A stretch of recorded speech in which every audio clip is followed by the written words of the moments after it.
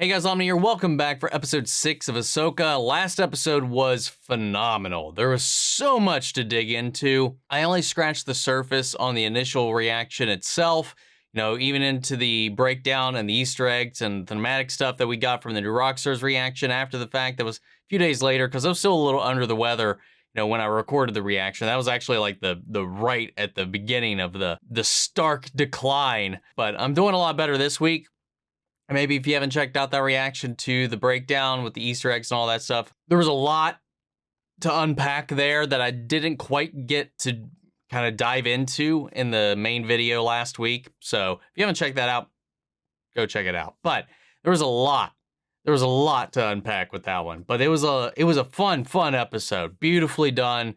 Hayden Christensen did a phenomenal job. Everybody did a great job in the episode, and I'm excited to get back into things and see where we go from here.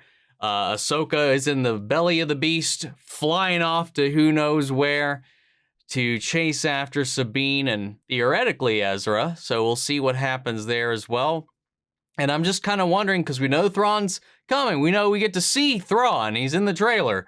But I'm just wondering if are we going to see him in this episode? Is that going to be something they hold off next? Or, I don't know, man. I'm just excited to get into this and kind of just dive into these final couple of episodes of the season and see where we go. So, guys, let's go ahead and strap in. If you want to see the full-length reaction, check it out over on Patreon, or if we got a memorable channel, gets you access as well. It's a watch-along format, so you just need to sync up your own footage with the time code, so we're reacting the entire episode. Over there, you also get to suggest and vote on what movies we react to each month. We got monthly Q&As, behind-the-scenes footage, and try to make it worth your while. It's sure good way to support the channel, but guys, I'd really appreciate it if you enjoy this reaction to leave a like, drop a comment, subscribe if you're not already, because it really does help us out over here.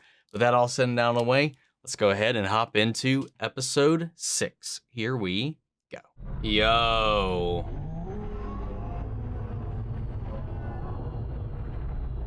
I saw an interesting fan theory.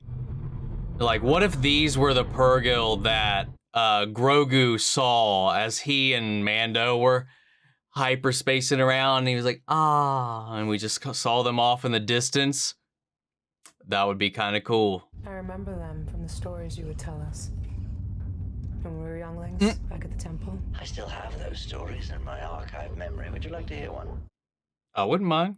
A long time ago, in a galaxy far, far away.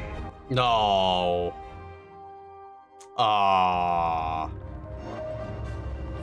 far away. And where are we heading? To a galaxy far, far away. We had a deal. You promised me I would see Ezra again. Hey! Hey! We had a deal! I am altering the deal. Preparing to exit hyperspace.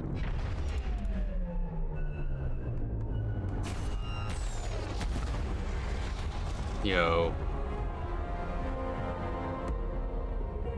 That is Peridea, the ancient homeworld of my ancestors, the Dathomiri. The Jedi are. I'm sorry? Interesting. My people were among the first to harness and ride the creatures in the days before time was counted. The whales came here to die. Peridea is a graveyard. Interesting.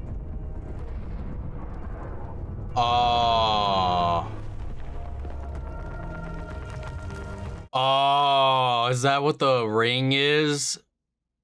Just all of the bodies?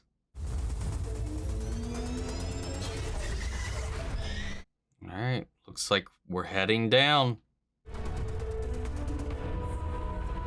Oh, whoa.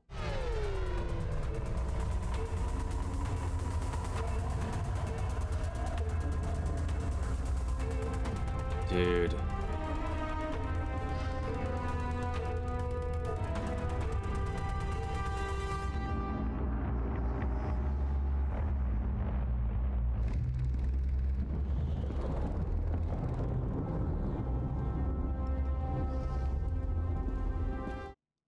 It's like the ruins back on Cetos, but well maintained. Welcome, child of Dathomir. Ooh. You do our ancestors credit. You heard our call to you in the dream. Your visions guided me across the stars. Long have we waited for you. And you came as Thrawn promised. Where is Thrawn? He is coming. It reeks of Jedi. It is dangerous. The sound design here is wicked.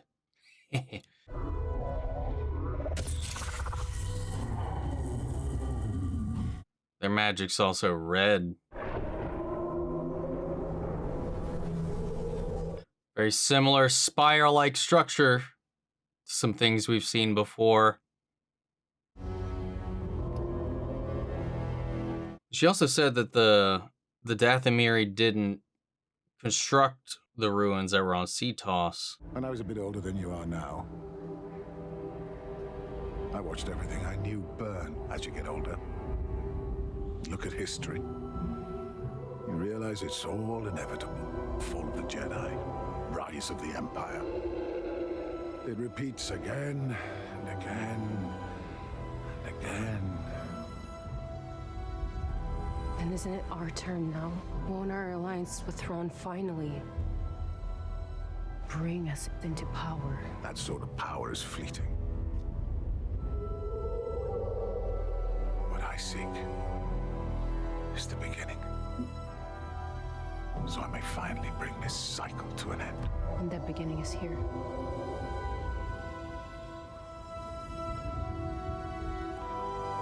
If the old stories are true, What's the game plan? Oh, it's a beautiful little scene.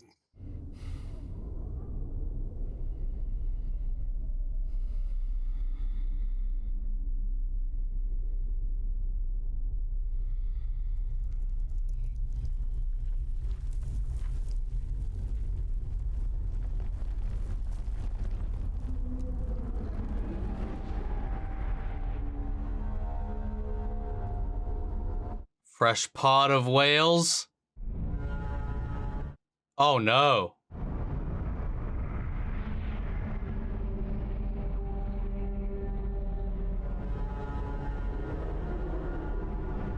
No, dude, yo!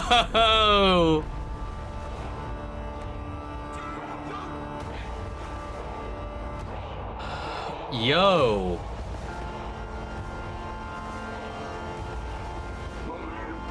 Oh, wow.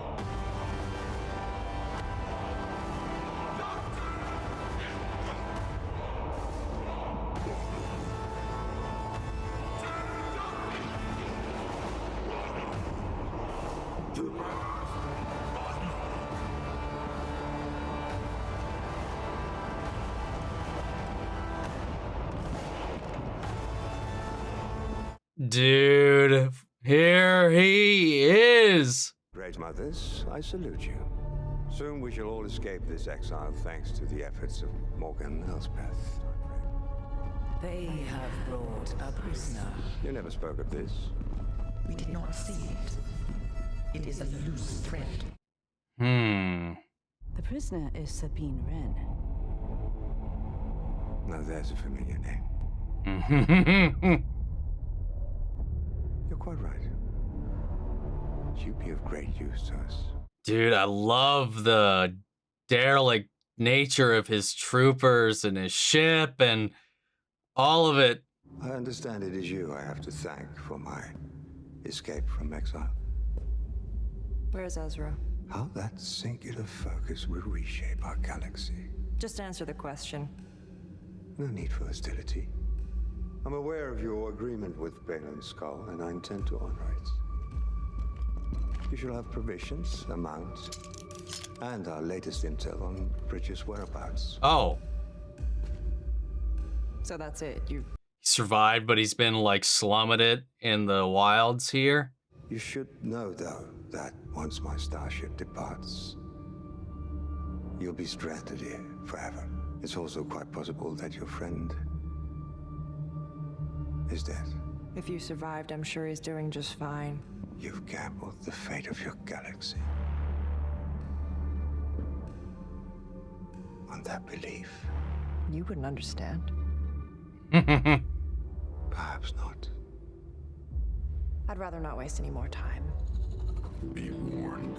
Nomads wander this wasteland and prey upon each other for survival. Here are your weapons.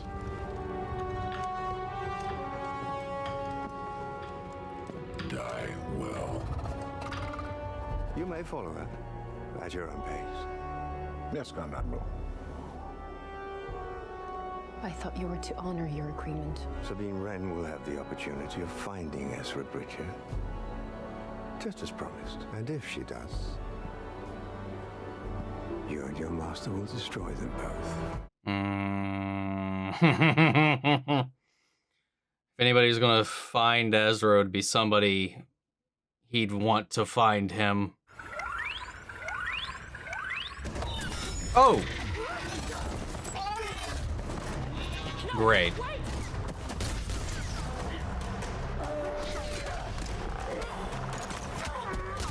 Ooh.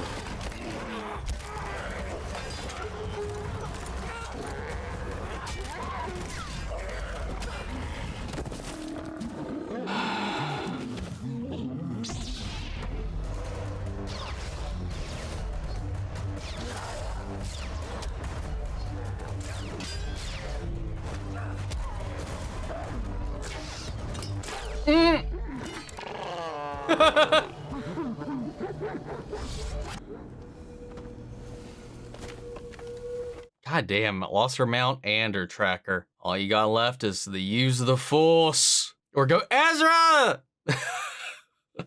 It matters not whether Wren and Bridger are killed or stranded here. The same can be said for your two mercenaries. Big picture. Gotta think about the big picture. Oh. You abandoned me! Should have known you were a coward. Oh.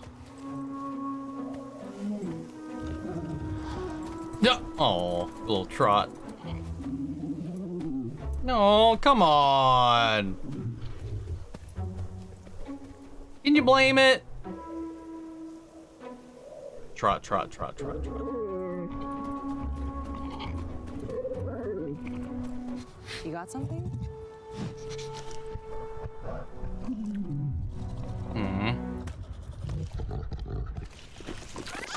Oh, whoa.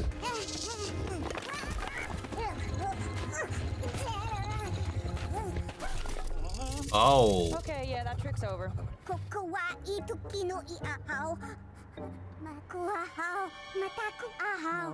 No, it won't hurt you. It's over there licking its lips, though. You like this? Oh. How's that possible? Ezra, do you know Ezra? Oh, wow. He's like, look at, there's all kinds of food out here. You did good. Come on. But you don't get to eat any of them. Do you know the one she seeks so desperately? Bridger? No. He's too young. Comes from a breed of Boken Jedi trained in the wild after the temple fell. Like me? No. He was trained as a Jedi. You, I trained to be something more. Do you miss it? The order. I miss the idea of it. But not the truth. The weakness. There was no future there. You clearly see one here, in this wasteland? I see what once was the great witch kingdom of the Dathmiri. They seem eager to leave this place. Maybe we should too. Perhaps they flee a power greater than their own. Something calls to me. Can't you hear it? Something stirs here. Can't you see it? I see bandits. There's no need for bloodshed. The enemy of our enemy is our friend. For now. Great. Baylan's so interesting, man. And there's so much mystique about this world, what's buried here or whatever. It's exciting.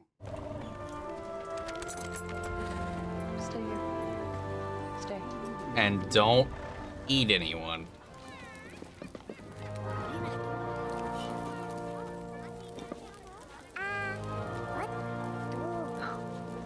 No, thank you. This poor, poor little village is about to get lit the fuck up, though.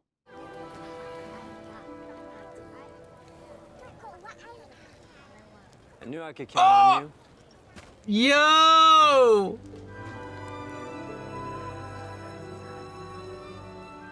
Holy shit. Though, it sure took you long enough. Well, you didn't exactly tell any of us where you were going. Always a plan. It's never a good one. Hey, it worked, didn't it? Didn't it? Mm-hmm. It worked. Got a lot of catching up to do. Aw. I can't believe we got them both in the same episode, though. He looks so good, too. Plenty of time to grow his hair back out. I see my friends found you. Your very own band of rebels. I have so many questions. You're riding a hound. How'd that happen? In fact, how did you find me? How did you get here? Oh, yeah, about that. Let's not talk about that. We should probably talk about that. Sabine. Hey, I just want to be happy that I found you. After all this time, can I have that? Of course. What? Oh, and they just murk Ezra immediately. In one place for very long. Let's help them pack up. That is smart. Get the fuck out of here before it is too late. Thanks for coming. I can't wait to go home. No. Well, about that, I not like how we're gonna do that, or how that plan is at the moment. Red Mothers, you wish to speak with me? Another comes. A Jedi. They ride the travelers. Well, that is unwelcome news. Oh, Could it be the recently deceased AHSOKA Tano? Impossible. I thought it was beyond you. To underestimate a Jedi. Death and resurrection are common deceptions played out by both Night Sister and Jedi. Baylan assured me of her death. And yet, he was once a Jedi. So, we must regard him as flawed. We shall consider AHSOKA Tano alive until we know otherwise. And we shall prepare her accordingly. I want to know her background, history, homeworld, her master, everything. If a Star Whale approaches Peridea, destroy it with prejudice. Oh, no! I shall once again require the aid of your dark magic. The thread of destiny demands it, Grand Admiral. Oh, wow, that's the end, isn't it? Yep. Oh, that was such a good episode. Wow. Dude, Lars Mikkelson, dude, is nailing it. Bringing his malicious, meticulous calculations to life. The slow, I mean, I know he played him in the show, but he feels so, I don't know, different, forlorn, distant, somehow even more dangerous, you know, having lived and survived in isolation on this world. And the fact that there is still, like, I wouldn't say thriving, but still life here. You know, they talk about this being the Dathomiri homeworld, like their ancient origin. And we see the ruins of that. And there are, you know, Night Mothers here. Is this where they all left? And these are just all that remain here that have been aiding Thrawn in his endeavors for some other greater purpose of the moment. What draws me, I think, the most, and maybe this is just a gap in my knowledge, is this connection between the Night Sisters and Thrawn. You know, other than him finding himself here with his ship and his soldiers and all that, you know, trapped here, you know, was there anything more than that united their fronts? Or as they say, is this a thread of fate? And maybe that's what attached them to him as well. Maybe that's their way off as well. I'm just like, the connection not only to Morgan Elsbeth, who had a past history with him, you know, it seems like in one way or another, he seemed drawn to the Night Sisters somehow. So I'm just wondering if there's more to that I'm just not familiar with, because I got a lot of questions about that. It's really interesting. It's very wild to me, because it's also very counter to Thrawn's kind of ethos in a lot of ways.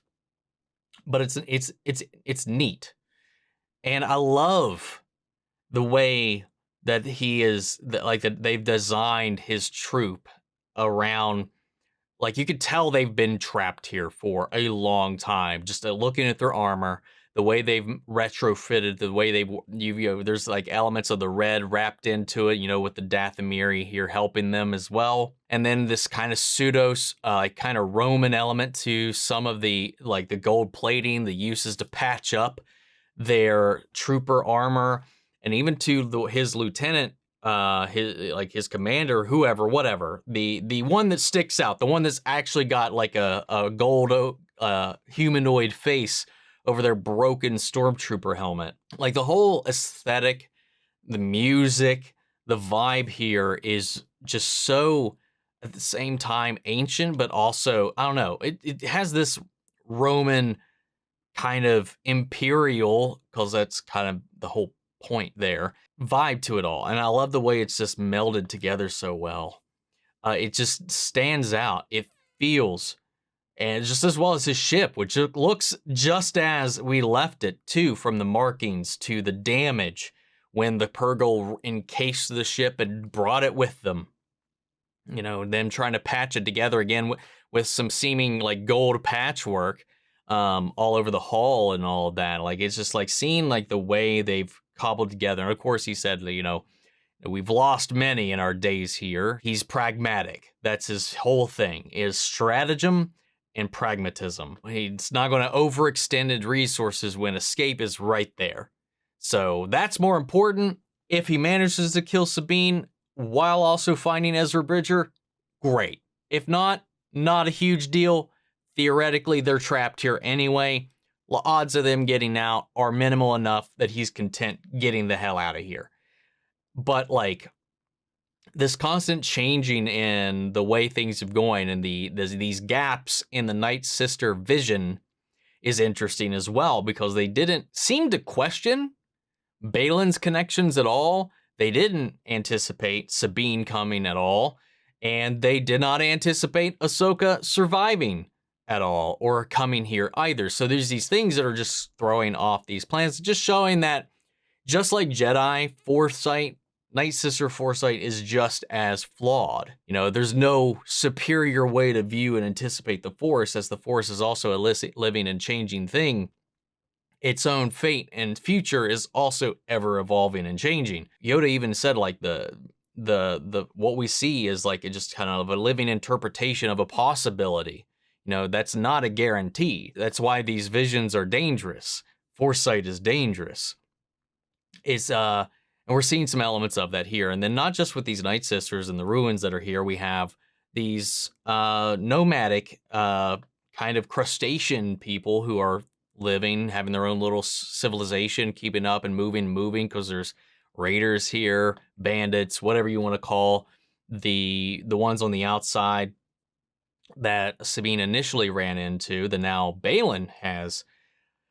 The implication is that they're going to be uniting together to go fight a common enemy, one that just took down and struck down some of their own. It is, again, in good sport and good faith, and in Thrawn's efforts to keep his word, but not keep his word, like he fulfills his deals to the extent he needs to, and is very good at twisting and mincing words as well, if need be, because that's, again, it feeds into the pragmatism of the way he views everything. Everything is a chess move. So if this gets him what he needs, that's great. If not, whatever. He's going to be out of here anyway. But then just to give Sabine the leeway, a little bit of a head start to, if she's going to find him, give her that chance, and then allow them to catch up and whatever.